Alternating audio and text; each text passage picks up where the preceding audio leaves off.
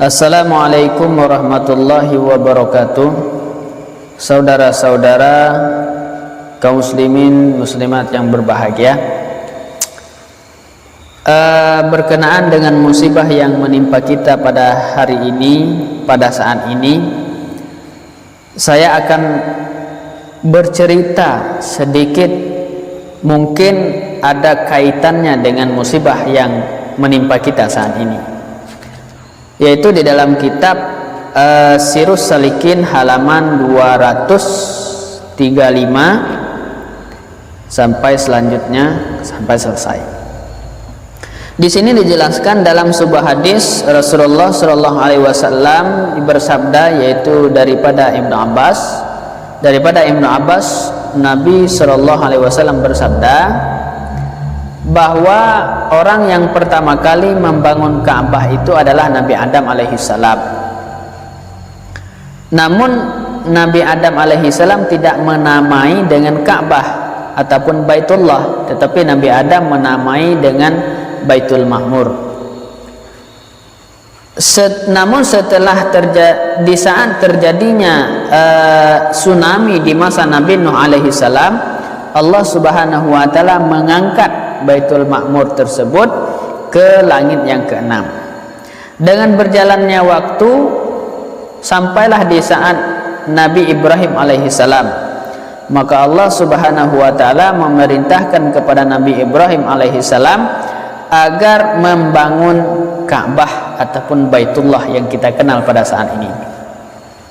Setelah Nabi Ibrahim membangun Ka'bah, Allah mewahyukan kepada beliau agar menyeru kepada umat manusia untuk mengerjakan haji. Maka kata Nabi Ibrahim, wahai Allah, bagaimana mungkin saya bisa menyeru mereka untuk melakukan haji? Suara saya tidak mungkin terdengar oleh mereka. Maka Allah Subhanahu wa taala berfirman, tugasmu adalah menyeru, dan masalah menyampaikan itu adalah tugasku, kata Allah Subhanahu wa taala. Maka dalam satu riwayat, Nabi Ibrahim kemudian naik di Bukit Safa dan menyeru kepada manusia, ya ibadallah, wahai hamba Allah, sungguh Allah Subhanahu wa taala telah membangun yaitu Ka'bah ataupun Baitullah, maka hendaklah kamu menunaikan haji. Allah Subhanahu wa taala telah membangun Ka'bah dan Allah Subhanahu wa taala menyuruh kita untuk melakukan haji. Maka dengan kuasa Allah Subhanahu wa taala, seluruh makhluk yang ada di dunia ini, baik kecil maupun besar, manusia, jin dan lain sebagainya, manusia yang terlahir ataupun yang belum terlahir, mereka bisa mendengar seruan daripada Nabi Ibrahim alaihissalam. Barang siapa yang menjawab seruan Nabi Ibrahim dengan kata-kata labbaik Allahumma labbaik, labbaik la syarika lak, labbaik innal hamda wa ni'mata laka wal mulka la syarika lak, maka orang tersebut akan bisa menunaikan haji insyaallah. Kalau kita menjawab 2 kali, maka kita akan bisa naik haji 2 kali. Berkenaan dengan haji ini, di dalam sebuah hadis Rasulullah SAW bersabda, yang artinya Allah Azza wa Jalla tersanya menjanji ia akan rumah ini bahwa menghajikan dia pada tiap-tiap tahun 600.000.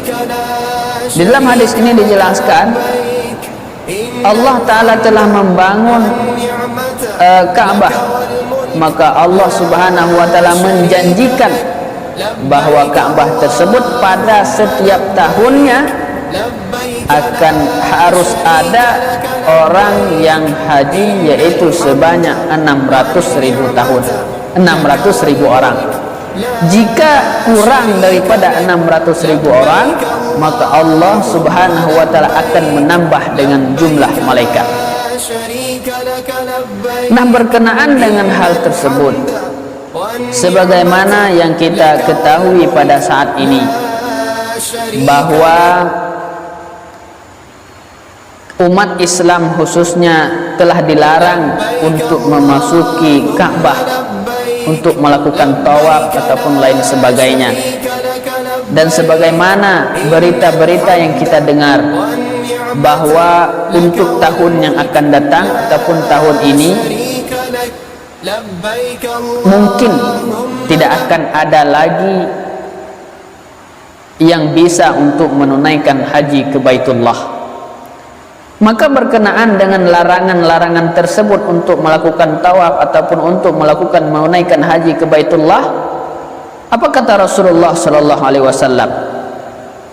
Kata Rasulullah sallallahu alaihi wasallam dalam satu riwayat, tiada masuk matahari daripada satu hari melainkan ada tawaf pada ini rumah.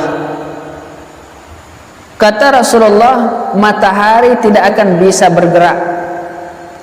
Kemudian fajar juga tidak akan naik kecuali apabila ada orang yang melakukan tawaf. Sebaliknya, apabila tidak ada orang yang melakukan tawaf, maka kita tidak akan lagi melihat matahari, kita tidak akan lagi melihat fajar. Dalam arti kata, bumi ini tidak akan lagi berputar apabila tidak adanya tawaf. Dan yang sangat mengerikan lagi adalah kata daripada Rasulullah sallallahu alaihi wasallam. Kata beliau, apabila tidak ada lagi yang melakukan tawaf di Ka'bah Baitullah, maka ini pertanda bahwa Allah Subhanahu wa taala akan mengangkat Ka'bah. Apabila tidak ada lagi orang yang tawaf, Allah Subhanahu wa taala akan mengangkat Ka'bah. Inilah salah satu daripada yang harus kita perhatikan. Mungkin ini merupakan satu isyarah saudara-saudara kaum muslimin yang berbahagia.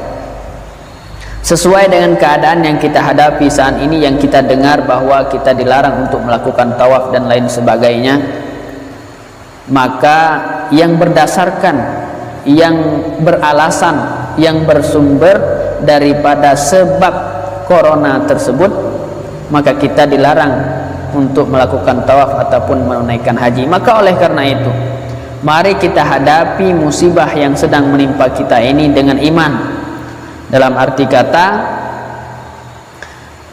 ikuti anjuran daripada kesehatan, namun jangan pernah mengurangi iman. Turuti perintah daripada pemerintah, namun jangan pernah mengurangi ibadah kepada Allah Subhanahu wa taala. Bisa jadi ini merupakan ambang daripada akhir umur dunia. Karena Rasulullah sallallahu alaihi wasallam bersabda, apabila Ka'bah telah diangkat oleh Allah Subhanahu wa taala dengan sebab tidak ada lagi tawaf, dengan sebab tidak ada lagi orang yang melakukan haji, maka di kemudian setelah Allah mengangkat Ka'bah, Allah akan mengangkat Al-Quran di muka bumi ini. Lembaran-lembaran Al-Quran yang kita lihat pada hari ini, suatu saat setelah diangkatnya Ka'bah, hanya tinggal lembaran-lembaran putih tanpa tulisan. Kemudian Allah juga akan menghilangkan Al-Quran tersebut daripada hati-hati manusia. Inilah merupakan ambang daripada awal pintunya terjadinya kiamat. Nauzubillahi min zalik. Semoga apa yang terjadi di dalam kehidupan kita pada hari ini bisa kita ambil hikmahnya untuk menambah iman dan takwa kita kepada Allah Subhanahu wa taala. Wallahu a'lam bishawab.